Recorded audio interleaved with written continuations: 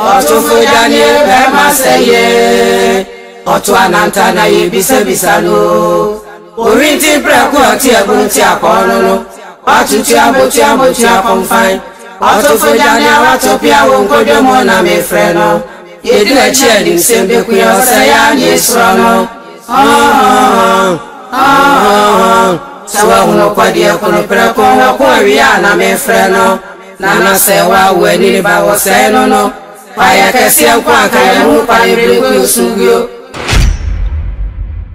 Doom TV. Yeah, you do.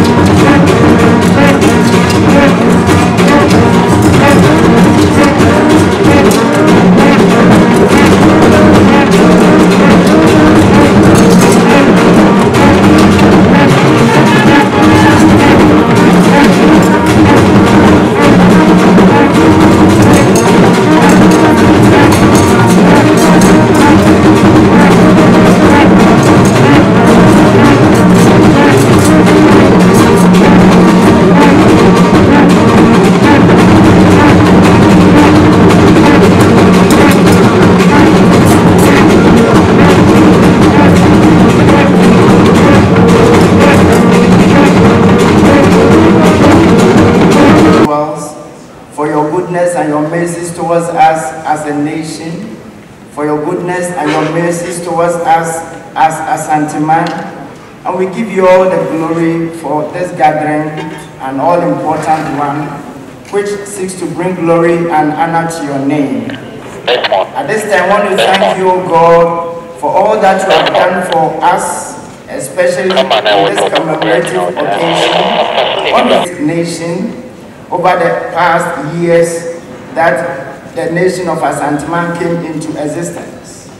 We bless your name for our current leader of Asantehene, Otumfuo Osei-Tutu II. We give you all the glory, O God, for the history, a very rich history you've given to Asantehene, even as we've gathered here today to commemorate the 150th anniversary of the Sagrenti War, which also coincides with the Silver Jubilee of Otumfuo Osei-Tutu.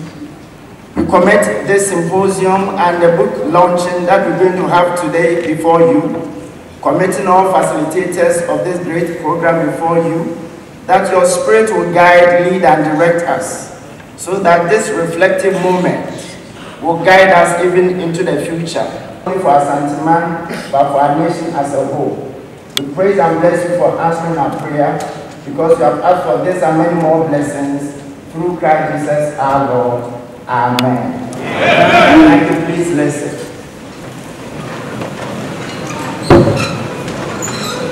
Thank you, Reverend Dr.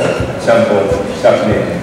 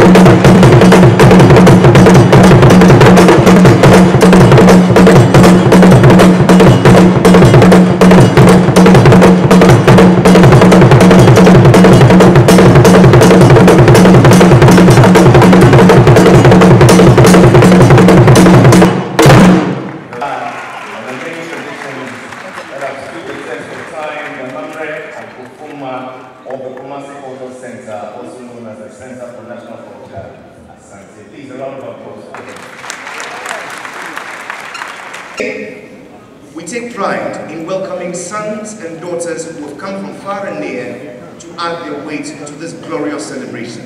Allow me the privilege of acknowledging, especially amongst us, our guest of honor, a son of Asantehene, MP for Kusumche, and the Honorable Minister for Education, the Honorable Dr. Asantehene.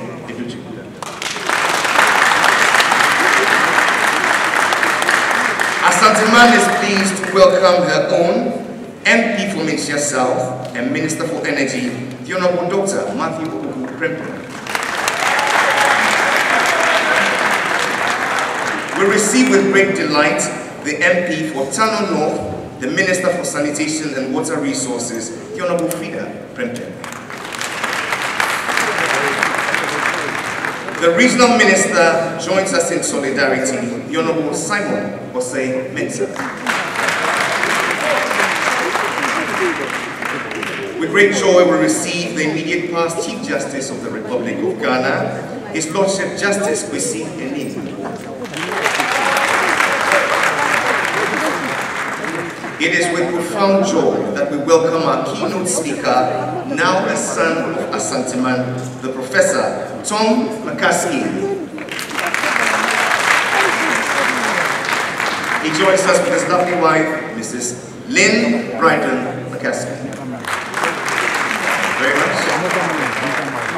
It's been lost on me not to acknowledge Excellencies, members of the diplomatic community, our MPs, MCs, and DCs, Nananum, and esteemed chiefs and queens from Asantehene and beyond, our religious leaders, the moderators and panelists for this morning's symposium, the Vice Chancellor of the KNUST, Professor Mrs. Rita Akusia Dixon, the Pro-Vice Chancellor,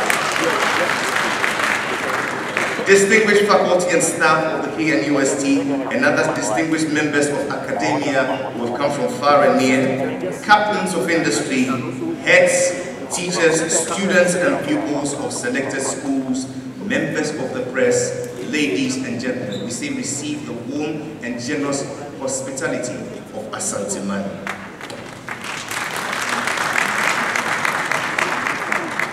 This historic program is live around the world on Radio Opimso Radio, the official mouthpiece of Asantehene, and on Asase Radio 99.7, on TV, Oyoropa TV, and numerous other affiliate platforms, both online and on traditional media.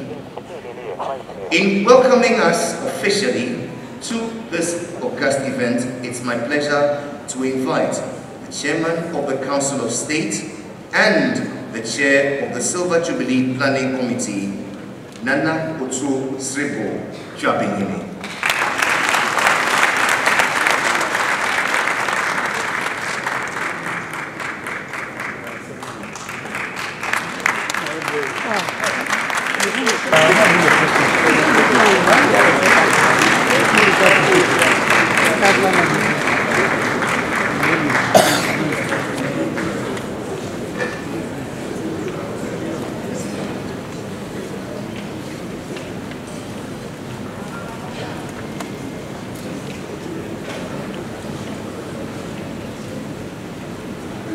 For Osetutu Asantehene,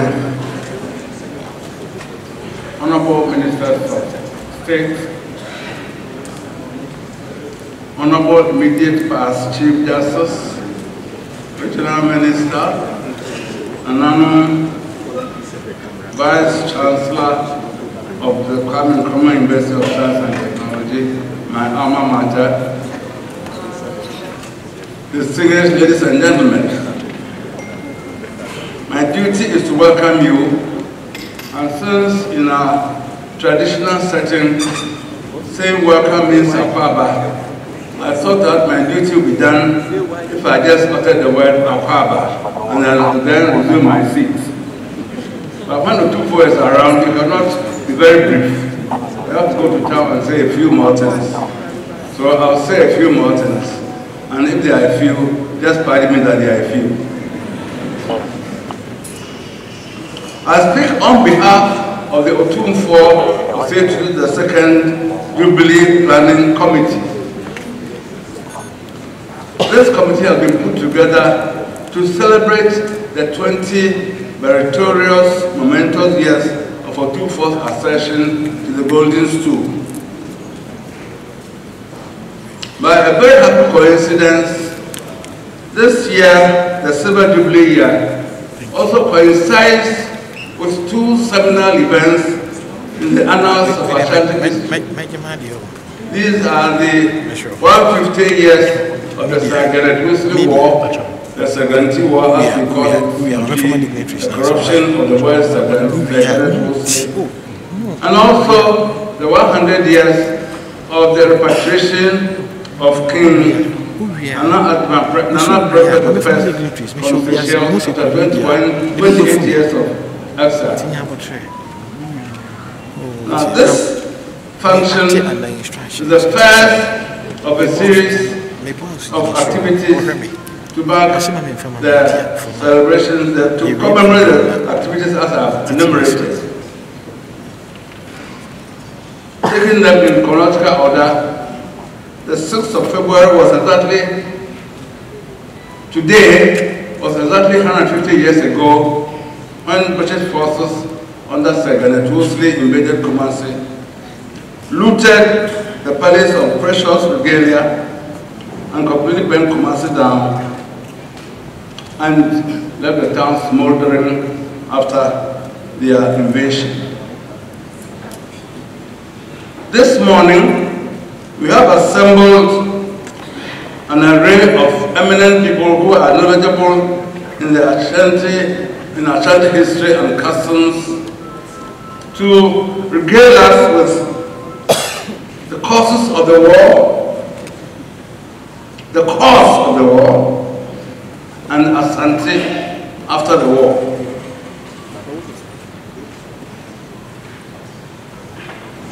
is instructive to add that since Otumfuo's installment some 25 years ago, the issue of the return of the regalia that was looted by the British has engaged his highest attention, and he has never relented in pursuing this mission and has been knocking the doors of the British establishment with a view to getting them to return their regalia.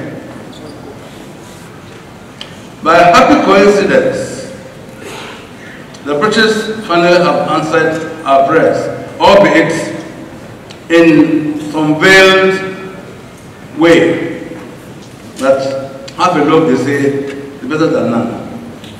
However, some of the regalia which were taken to the US are here and going to be here until time and circumstances shall be no more.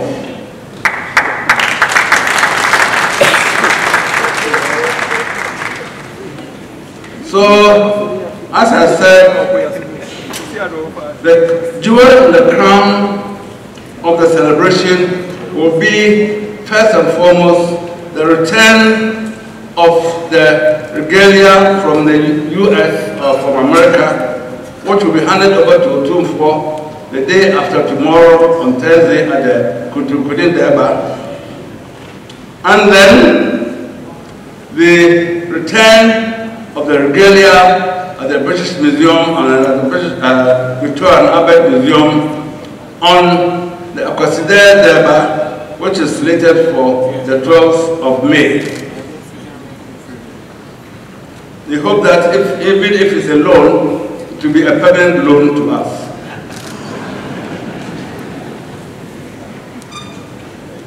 As I said earlier, we have two functions this morning. One is a symposium, and the other is the launching of a book on the history of Asante. As you all know, before the written word was introduced into our educational system or in our culture, the mode of transmitting our history, our values, our culture, and our morals and other things was through the spoken word. In the evening, the old men would assemble the young ones and then tell them about the wars of old, our customs, our traditions, their games, and other things. So it was a compulsory for children to attend to these calls. Hence, we call the word Tite Asum. It has been corrupted to Tite Asum, but it means Tite Asum. That is, the past resides in the years. However, with the introduction of the written word and calligraphy, the year became less receptive to Tite, and therefore new modes had to be introduced to maintain and retain our history and to transmit it from one generation to the other. We were fortunate to have Otumfuo Admaprempe II Asantehene, the first formally educated Asantehene to ascend the stool in 1931, and through the date of his hard work was able to restore the Confederacy which had been disbanded in 1896 in 1935. Immediately upon ascending the stool, he felt that our modes needed to change. So perhaps our children were going to school, and for that matter, they were not getting the tuition that they deserved and they had to have. He assembled other eminent people, the Safajays, the Ike, CEO says, the Ike Adimans, and others, to give our history the benefit of being put down in writing, so as to remove the inconsistencies and the contradictions that attend to transmitting history orally. This was indeed a formidable task which lasted several years, and it is a happy coincidence that he had Professor Tom Maskaski, an eminent son of Asante, who though has he's been with Ashanti for over 50 years, since he came to Ashanti in 1968. Virtually a year passes without his coming down to us and writing about Asante and all our histories and everything. And Professor Pakaski has accepted to edit this book.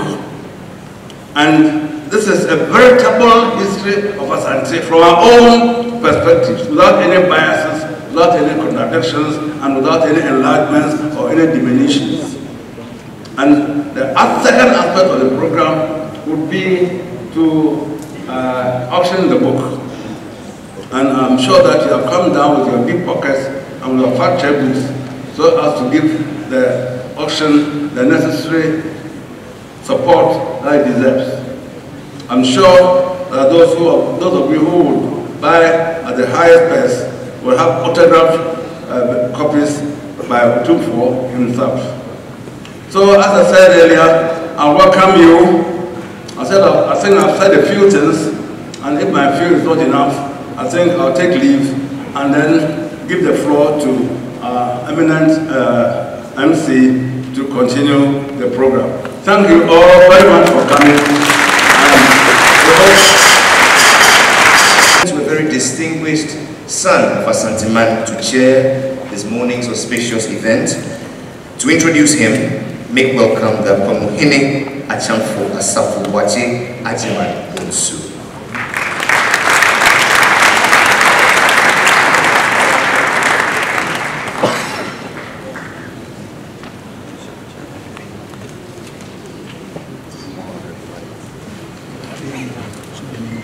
Thank you very much, MC. Your Royal Majesty, Otumfuo into the second Asantehene. And now to Silver the second, Chairman of the Otumfuo Silver Jubilee Committee, Honorable Minister for Education, Dr. Aseya Odichum, Honorable Minister for Energy, Matthew Huku-Prembe, Nanano Maine, Nanano distinguished speakers, VC, the press, ladies and gentlemen, I will observe all protocol. It is normal for such an auspicious occasion to have someone who can ably steer the affairs for the day. It therefore gives me a great pleasure to introduce the chairman of the occasion. Our chairman for this August function is a native of Kumasi.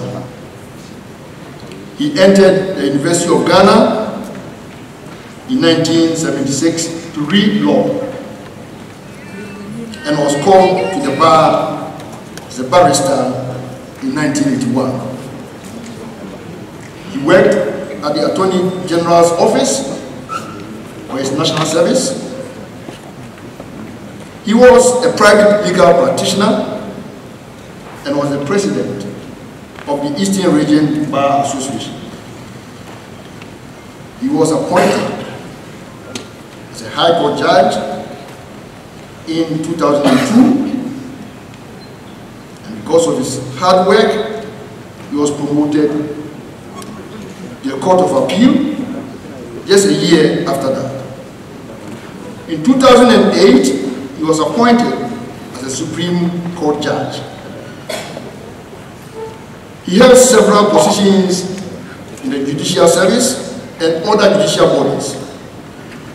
He was the chairman of the Legal Aid Commission, the chairman of the Council for Law Reporting, the chairman of the Disciplinary Committee of the General Legal Council, and in 2002, he was appointed as the Chief Justice of Ghana. He retired in May 2023, after 21 years of distinguished career on the bench. Aside being an accomplished legal professional, our chairman is also a football enthusiast. No wonder he was elected as the chairman of the FIFA Disciplinary Committee and also became the first African to be elected to occupy one of the FIFA judicial bodies. He is married with 4 children.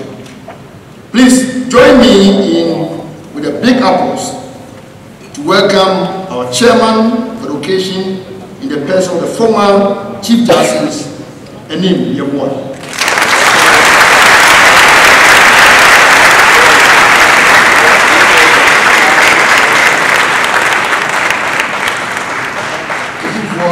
Ladies and gentlemen, your chairman, your audience.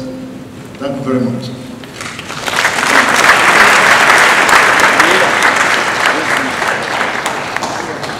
And now, my Lord Justice, the Chair, your audience.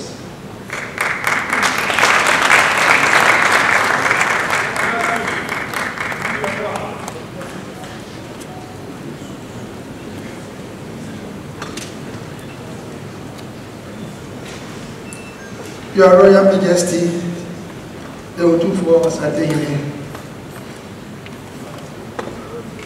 the Honorable Regional Minister, the Honorable Members,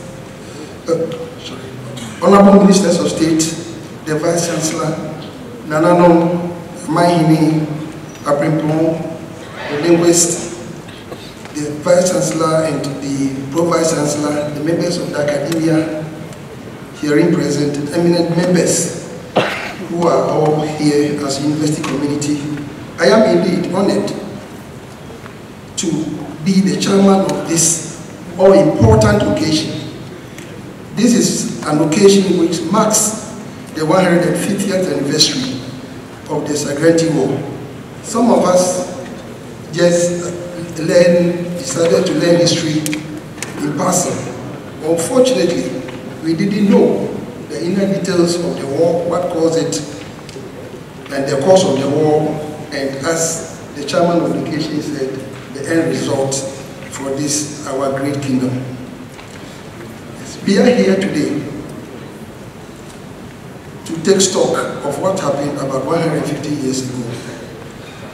If we look at the brochure, we have assembled eminent speakers who have amassed enough knowledge to share with us. History, they say, must be accurate, free from all distortions.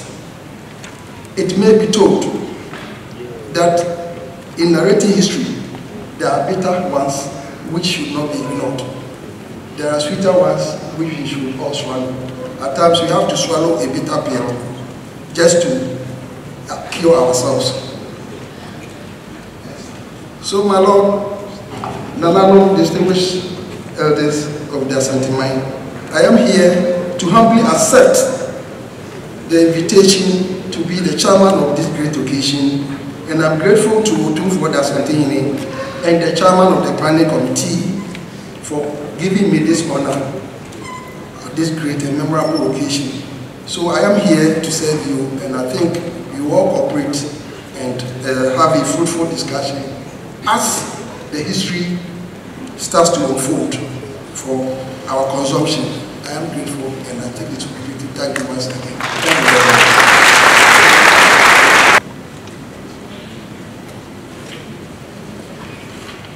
Well, thank you very much, Jerry. The Royal Majesty Otufo II Asantehene, the now Juice Reward II, Chairman of the Jubilee Planning Committee, Mr. Chairman, Chief Justice Enim Yeboah, Honorable Minister of Education, Yaosei Educhu, Minister of Energy, Honorable Matthew Bobo Prempe, Doctor, Regional Minister of Ashanti, Vice Chancellor KNUST, Nananom, distinguished ladies and gentlemen.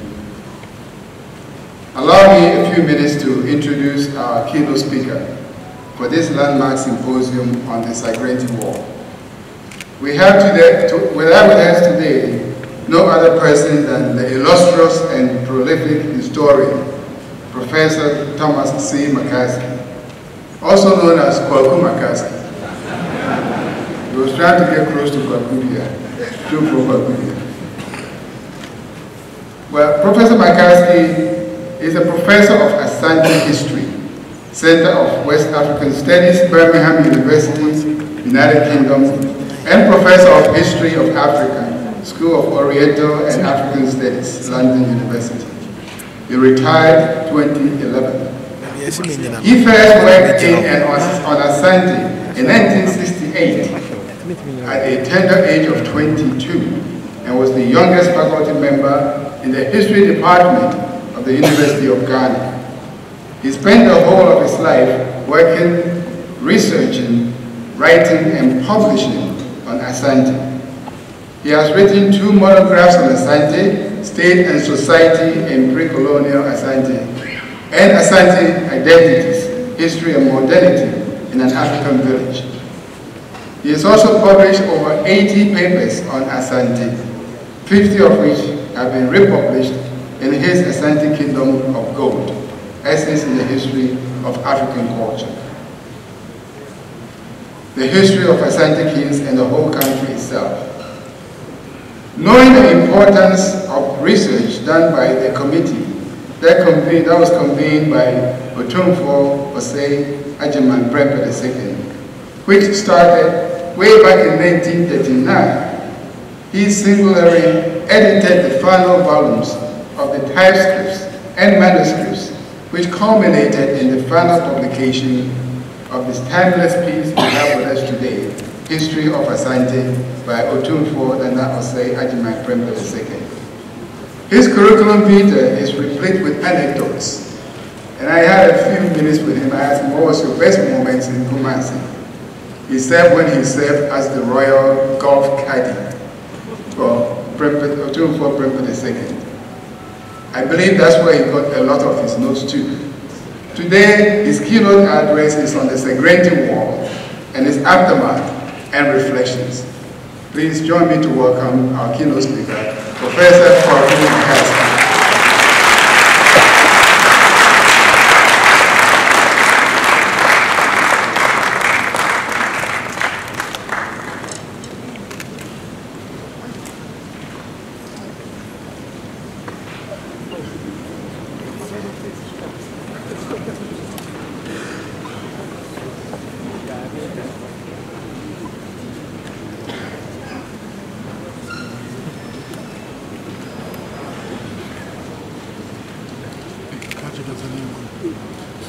Nana Otumfuo, Nana Noom, distinguished guests, and the public, I'm very honored indeed to make a short presentation about the Segrenti War.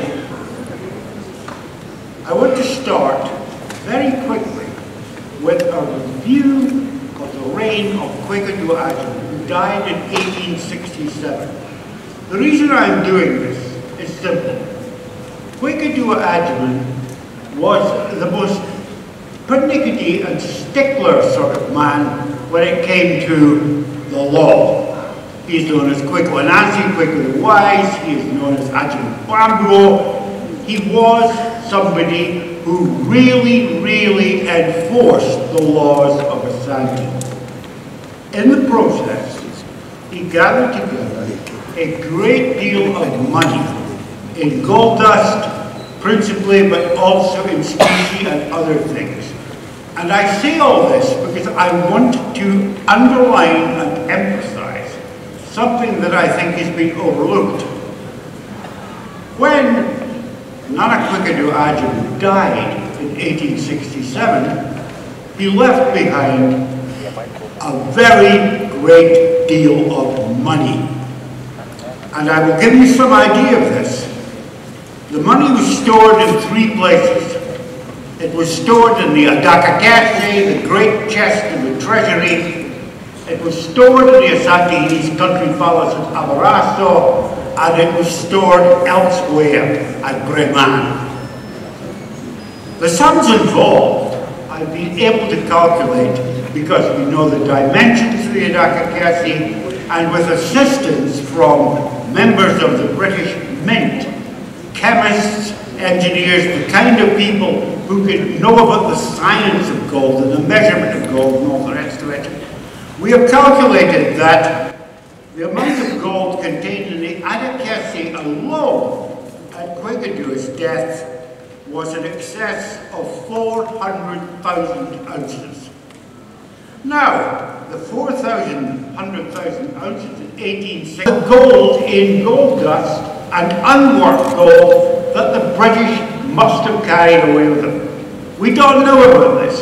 Of course we don't know, because it was loot, private loot, and so it is separate from the cultural artifacts that Nana Tufo is trying to retrieve for the Asantehene and retrieve for the Republic of Ghana. Now the war itself is often referred to generally as a colonial war, one of Britain's first colonial wars. But we can refine that a little. We can refine it, in fact, quite a lot. In the 1860s and 1870s, Britain came to realize that it did not have a first-class army. In fact, it was an army composed of people, rather like in the 18th century, who had bought their commissions. And this had to change. And change it did, and the leader of this change was Sir Garnet Wolseley. Assisted by the War Secretary, Edward Cardwell, he modernized the army. And of course, this didn't mean just modernizing how it was run. It was modernized from the benefits of the Industrial Revolution. And I will name only a couple of things here. The British came to Asante in 1874 to make war, 1873 to make war, with telegraph communications, with people on board the ships who brought the officers to advise them on what Asante was like. In other words, intelligence gathering on a new and unusual scale. They also had with them, and perhaps most crucially, Snyder rifles. These were the result of revolutionary developments in armaments, and unlike the flintlocks used by the Asante or the muskets used by the Asante, these were very accurate, long-range repeating rifles. The first, or at least one of the first, among modern rifles. So they came, and they came with all this in their baggage and their intentions. Now Wolseley himself was determined to rise to be head of the British Army, which he eventually did. And he brought with him to Asante a group of officers known as the Wolseley Ring, the Ring of Friends, who would rise with them. So there was a very personal motive in Wolseley fighting this war and being seen to have fought it and won it for himself, for Britain, for Queen Victoria and the rest. And we have proof of this. This was the first war in which the general in command, Wolseley, was accompanied by large numbers of the British press. This war was reported very extensively in England, with jubilation, of course, when Kumasi was taken. Now, the Asante themselves, Kwekidua Agyeman, for the 30 years of its reign, had maintained a hands-off policy towards any of the states south of the Fra and the Europeans.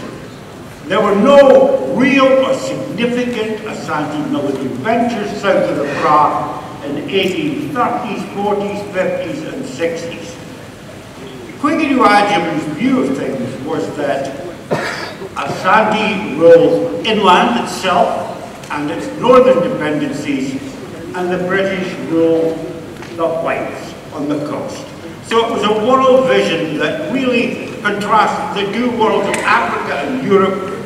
He was the ruler of Africa, and they were the rulers of the south, led by the whites. But of course, this was nothing to do with what Wolseley wanted, or what the British government backed.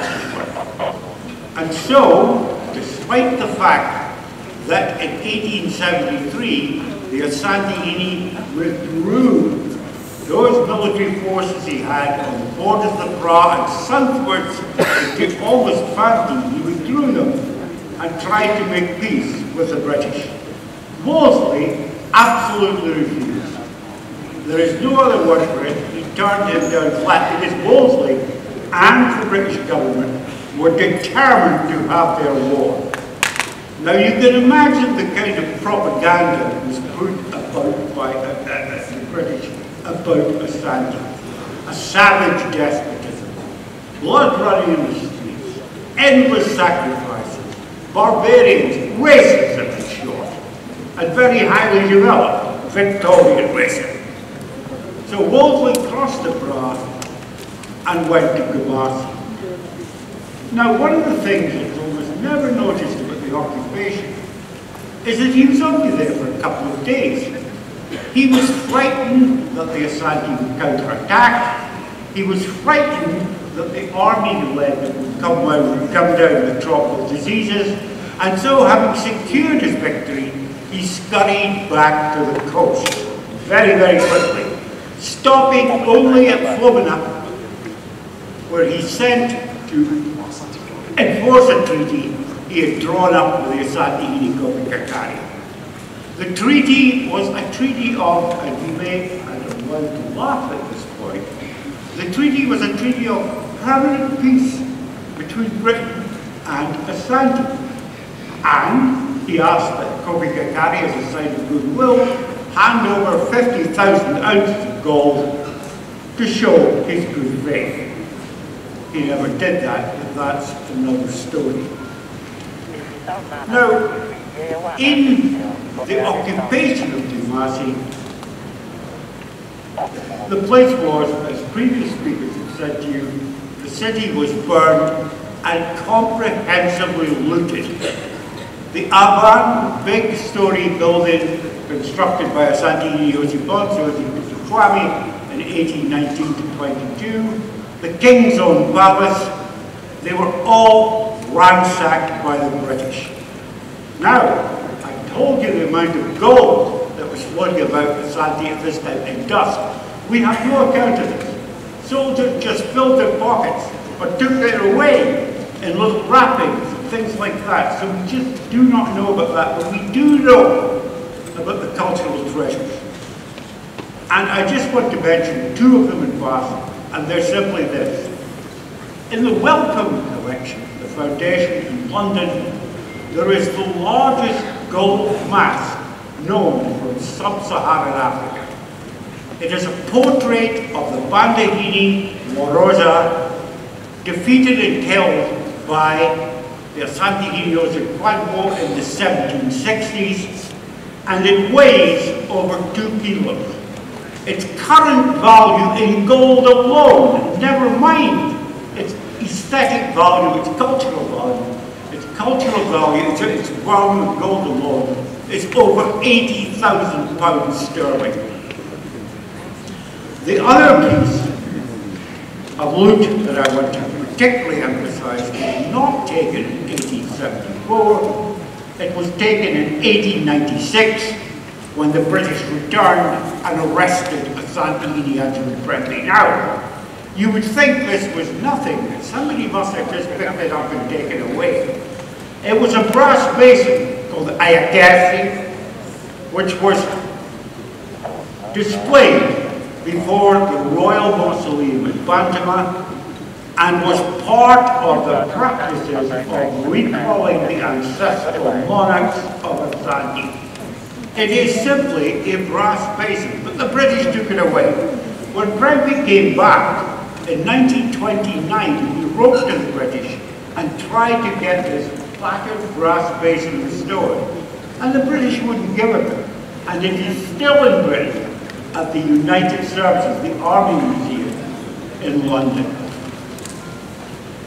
The war itself had a catastrophic effect on Asante. Catastrophic in the sense that, well, in a number of senses. Above all, it shattered unity. Asante works best where it's united under its king. The British seduced away and led away large numbers of defectors into the Gold Coast colony, and Asante descended into a period of anarchy. Now, you all know this anarchy was at its lowest point, was the civil war that occurred in Asante between 1883 and 1888.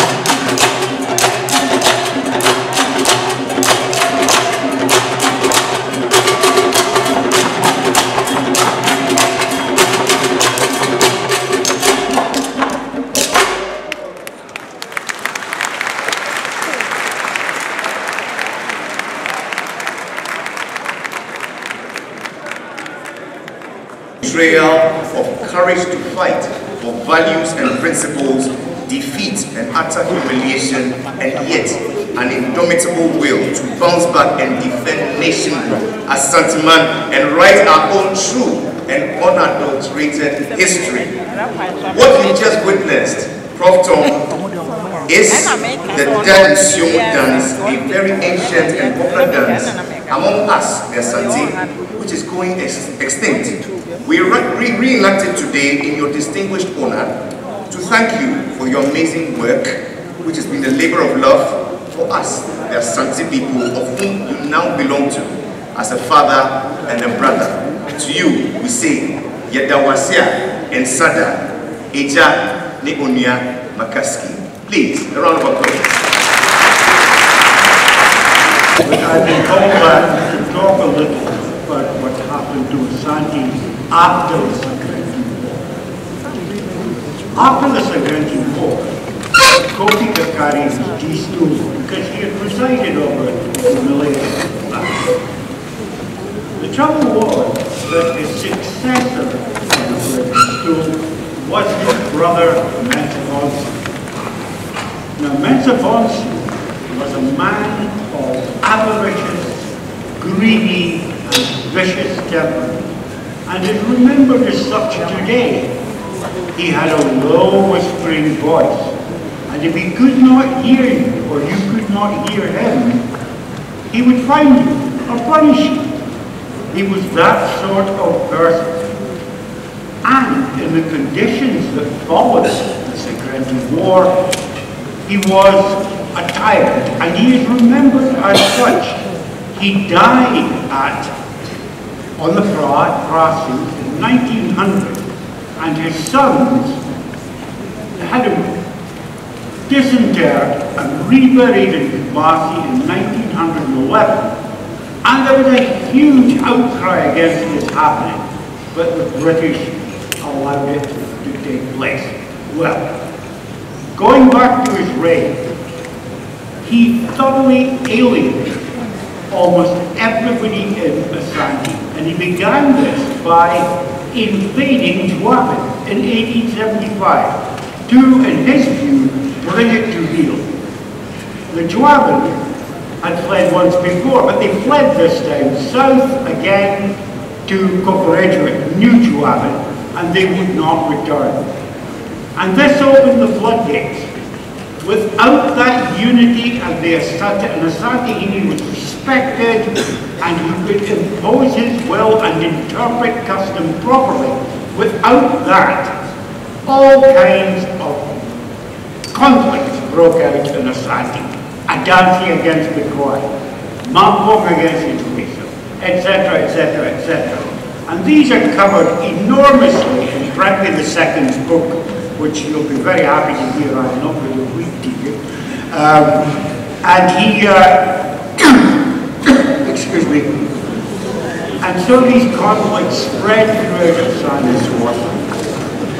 When I was introduced, it was mentioned that I had written a book on a Kumasi village between 1850 and 1950. That village is now in Kumasi. It's Adibeba, which belonged to the Manweri stool. And in that book, I was able to cite testimonies of people who lived through the Civil War of 1883 to 1888 that were collected in the 1940s. And it was a period of intense deprivation. People starved to death. People were homeless. People were refugees. And meanwhile, the warlords, the Asantehene, who had asserted themselves against Mensafonsi, descended into a civil war between themselves. The country was in ruins. Kumasi, in the end of the 1880s, was in a terrible condition. An Englishman on his way to Jaman in the Ivory Coast visited it in 1889 and said it was virtually in ruins.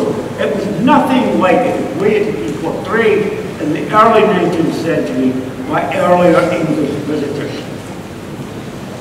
And so, Hajiman Prempeh came to the stool in 1888 amidst these ruins. And he set about repairing the Asantehene, bringing it back together as best he could. And he had some notable successes. An expedition to Nkoranza in 1892 brought the Nkoranzahene back into the fold of the Asantehene independence. But of course, as I mentioned in my opening remarks, Hajiman Prempeh could do nothing about the British.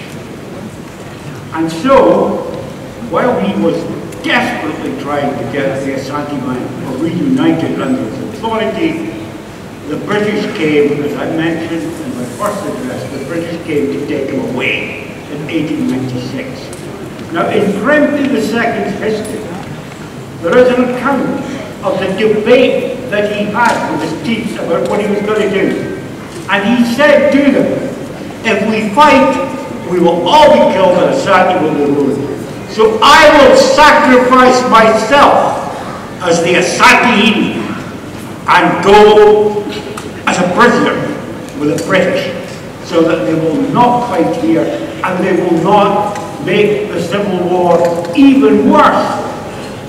So Prempeh was taken away with his mother and his father, British Abidi, off to jail in Elmina. And the Asante were not happy with this. They were very unhappy with it indeed, which is why, as I said, that war broke out in 1901, the Ya Asante War. Now, it is very difficult to compress and to tell you in any detail, in fact I can't, nobody can, the events of that period between 1883, between 1875 rather, and 1900 when Prempeh was taken away. They are immensely complicated, but certain things need to be noted, even if only briefly. Firstly, Prempeh had some notable successes. As I said, in the Carranza and with a number of areas around Kumasi. But he could not stem the tide of disaffection that had been caused by the real sheer anarchy of the war and the brutality inflicted during it. Not only that, but now the British deliberately seduced dissident Asante who were against Prempeh to come south into the Gold Coast colony, as indeed the Jawaban had done in 1875, and there they were given both protection and allowed to plot against the Asantehene and the Prempeh. Now, these are a very significant group of people, and the reason is simple. They were the people that the British relied on as collaborators once they had occupied Kumasi again in 1900 and turned it into a crown colony in 1901.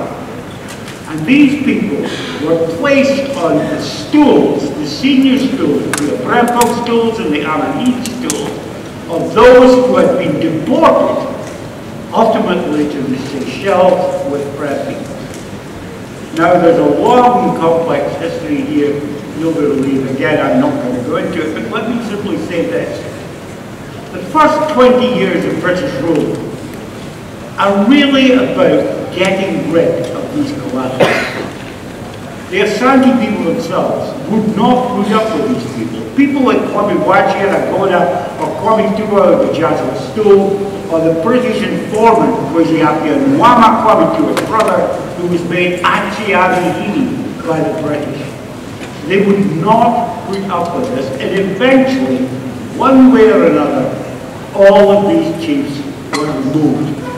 But after Prempeh came back in 1924, of course, the British would not in any way countenance that he could become ruler again.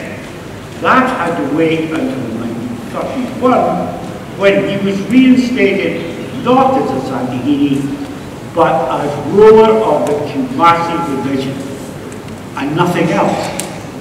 And it took 4 more years of petitioning, of trying to persuade the British to have the Confederacy restored. Now, I'm going to finish by talking about the Confederacy.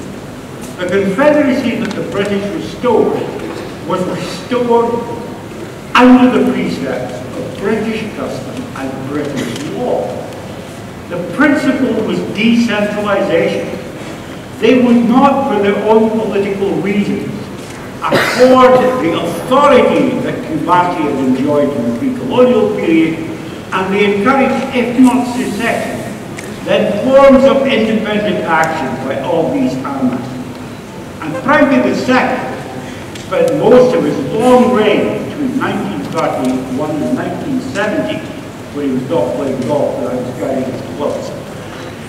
He spent most of his long reign trying to restore the older side, the Asantehene's authority, the Asantehene's arbitration of custom, and these forms of traditional government back in Asante. And that struggle, I'm going to name no names, but that struggle, as you all know, everybody in this room knows, goes on to this day. I will merely mention in conclusion, Kumasi, when I first came here in 1968, Kumasi had 100,000 people. Now it's got 4.25 million people. Where is the land? Well, we know that right now, as I speak, land is the biggest issue in Kumasi. And the Asantehene has to defend the Golden State rights in the land in Kumasi, which were taken away by the British and then restored only in part in the 1940s. So, there are still battles to fight here, and I hope they're battles that will be won. Thank you very much.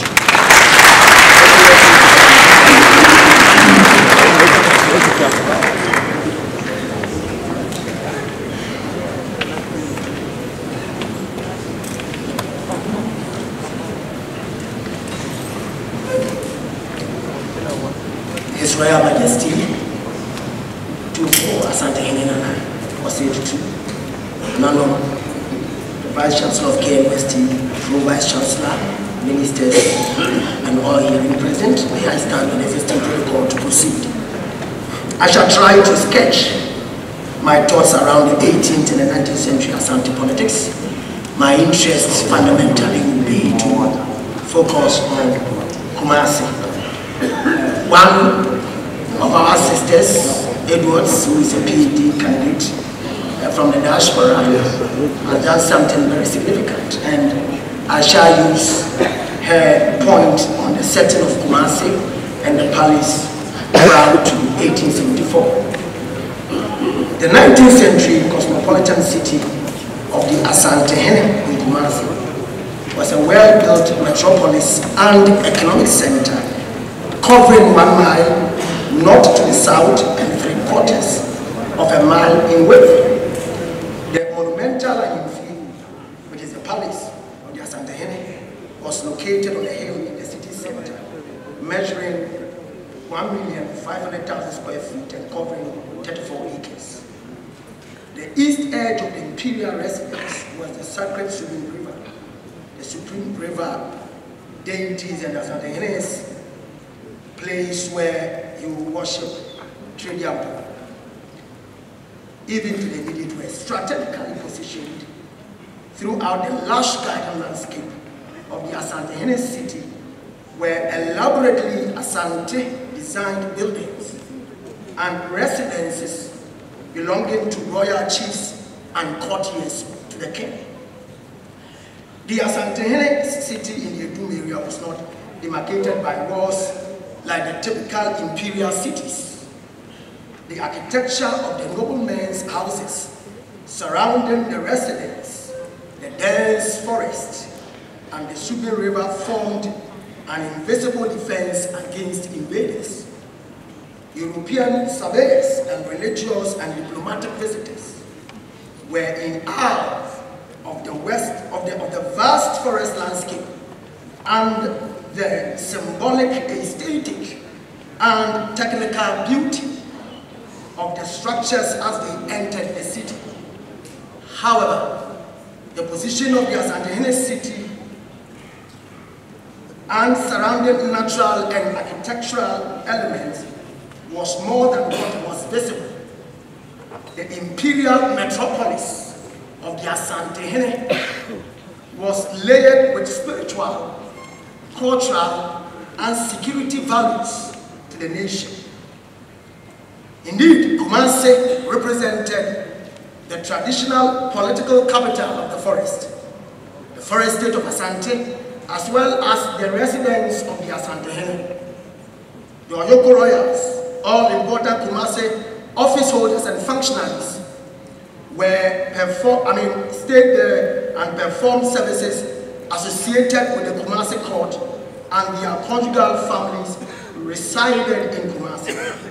Again, it is significant to note that Kumasi was also the cultural capital. In this capacity, the atmosphere of Kumasi was characterized by elegance or sophistication as initially noted. In fact, in 1874, the British, led by Sir Kenneth Wolseley, defeated Asante and ransacked Kumasi.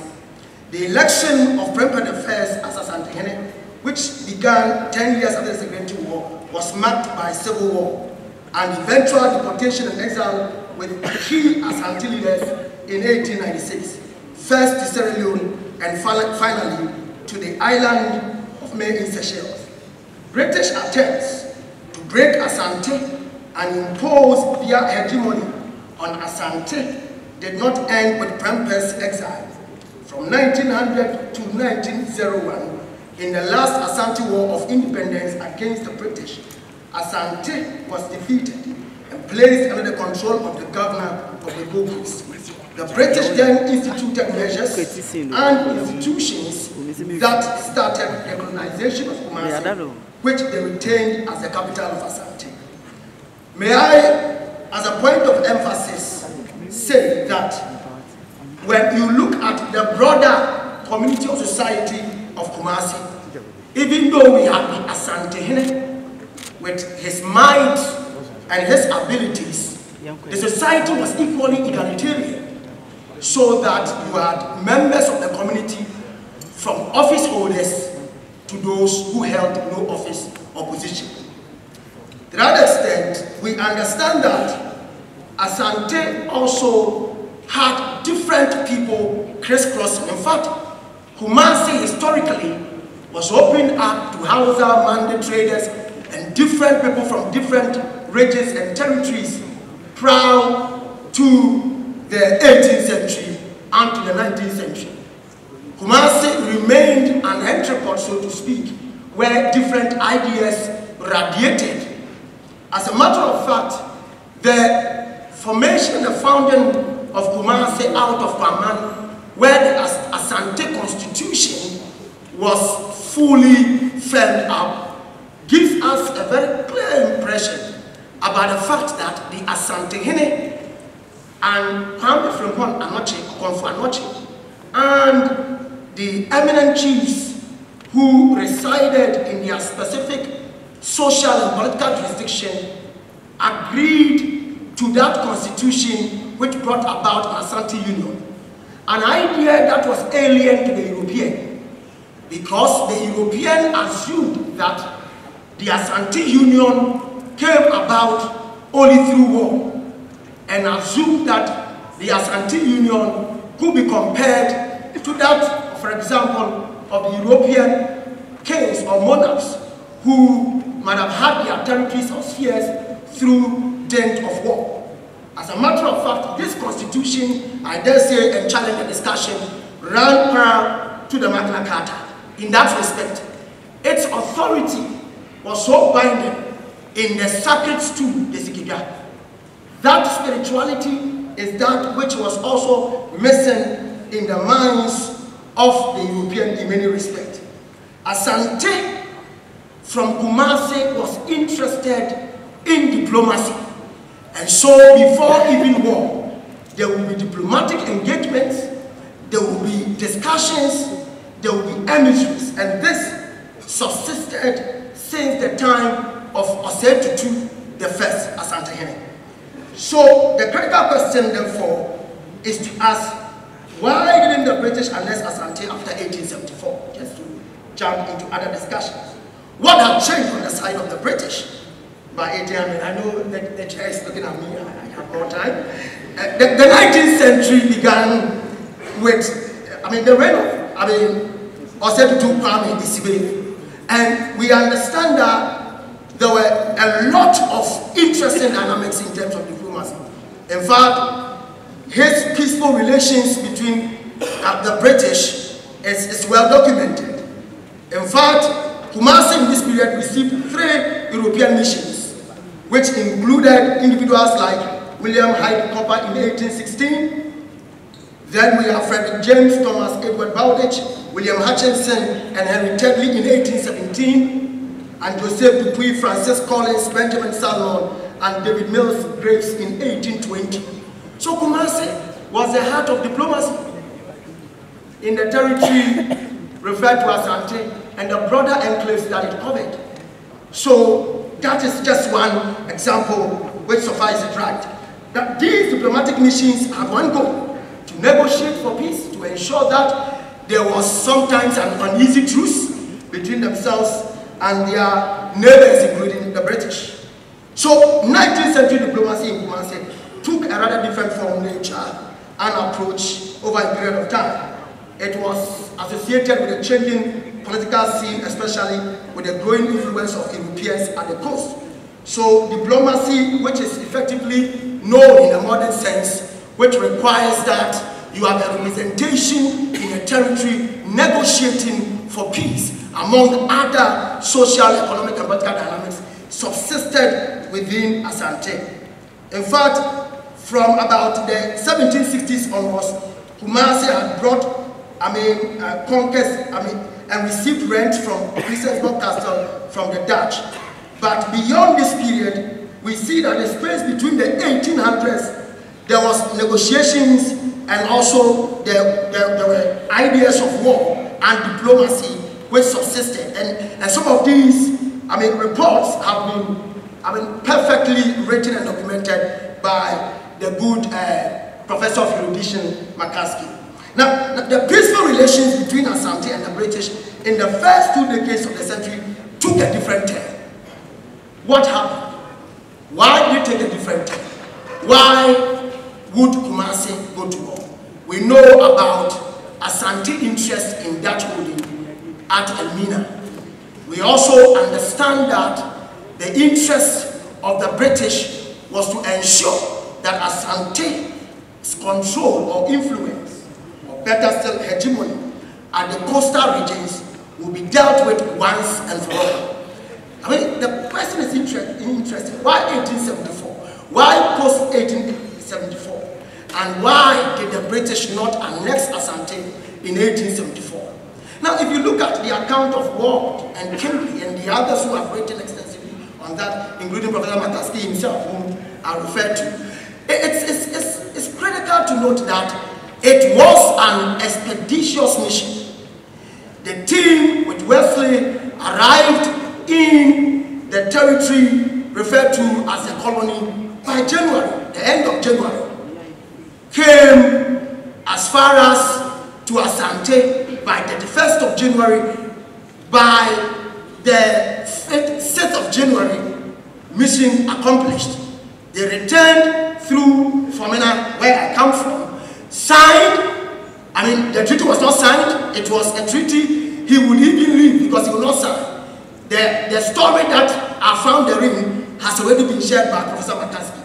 Now, you understand that it was an expeditious mission. They returned hurriedly, and it did not suggest to us that they were there to stay. Secondly, the terms of the agreement itself, or the truce itself, or the treaty itself, also suggests a very interesting thing, because it did not tell us that the British wanted to have an emissary or a resident commissioner in Kumasi, and for that matter, Asante, and all the other countries that were emerging within the state. In fact, if you shift towards Kimball's argument, there is a suggestion that the British had a certain vacillatory approach. They will not get into Kumasi and make any intervention, but they will not also come to fight Asante, even if Asante was plundering itself. In many respects, it is this civil war which persisted in Asante, plus the challenging leadership of Kakari, among other things, that will lead to the depletion of Asante's resources. Two, you would also find that with the depletion of the resources of Asante, the Asante constitution, which they held together, the social contract, which by Asante constitution allowed the state to use a subtle coercion to get members of the state to go to war, had waned. Leadership challenge with Kakari, the one who followed after him, and also an internecine war, a civil war, which had eaten into the treasury of Asante. In many respects, some have argued that is what will cause Prempeh I to capitulate. In many respects, I agree in tutu with my professor with great erudition that through the tact of diplomacy, Prempeh I would have to save his people from war. Because post-1874 and another war just at 1896 would have been too damning and too dangerous for the health and the power of Asante, especially holding it from Kumasi. I will try to just wrap up. I have 1 minute. So,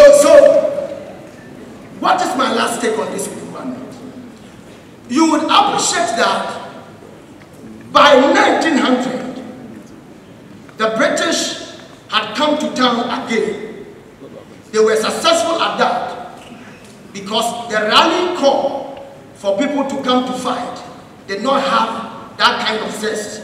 And that is written by McCaskey.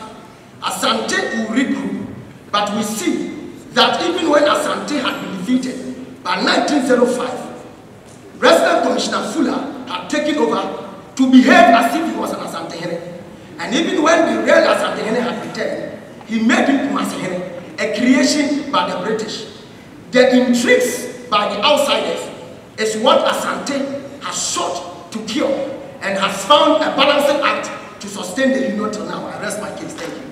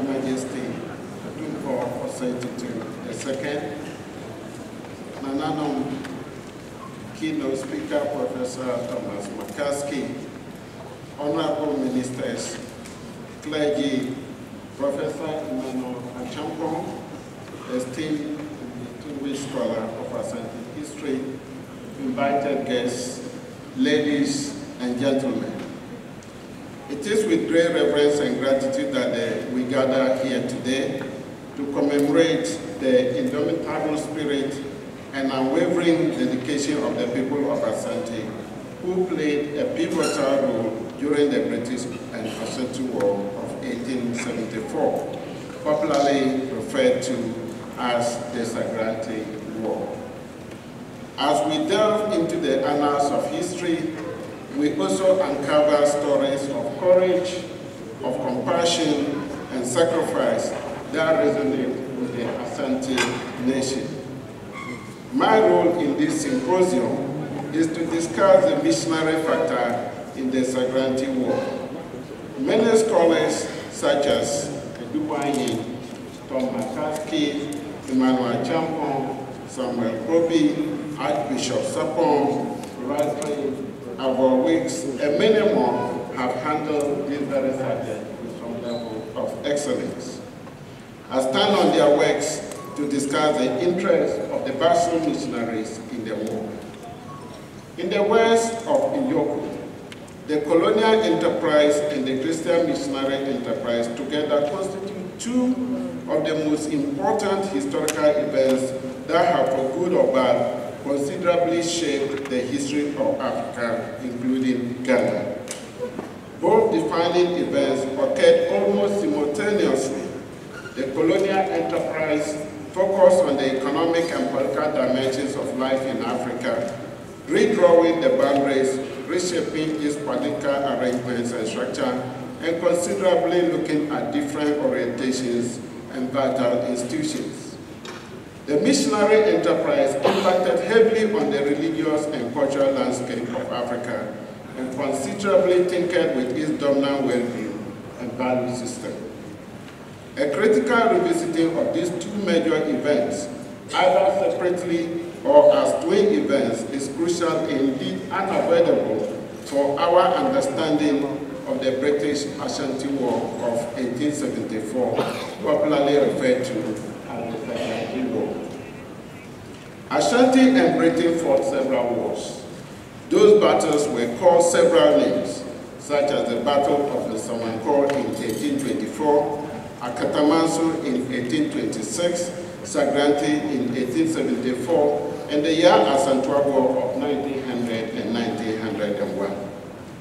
Prior to the Sagrante War, Asante had established itself as a powerful political entity with a strong religious and cultural infrastructure. In spite of its greatness, it still fought more wars. The frequency with which Ashanti battled with her neighbors, including Denchira, Fanti, Bono, Evan, Gan, Gonja, Dagomba, and many more, will have drawn attention to itself by several observers, especially the British and some missionaries. British administrators seem to have arrived at the conclusion that Asante indeed was a threat to their colonial project. Historians have indicated that some of the wars that were fought between Britain and Asante were in relation to the breach of peace and agreement, and that of 1874 was not an exception. It was born out of the desire to ensure that Asante obeys the peace agreement that it had signed in 1863, not to fight the southern states, and also to end enslavement of people. Achampong, Agua Wilkes, Tudor, Lewin, and several others have indicated that the Asante British War of 1874 had a kind of crushing military defeat on Asante. Asante got demoralized, and of course the foundation of its very stay was shaken. Indeed, the awesome military technology of the British that was deployed was referred to more or less as the total war. Total war because it characterized the sound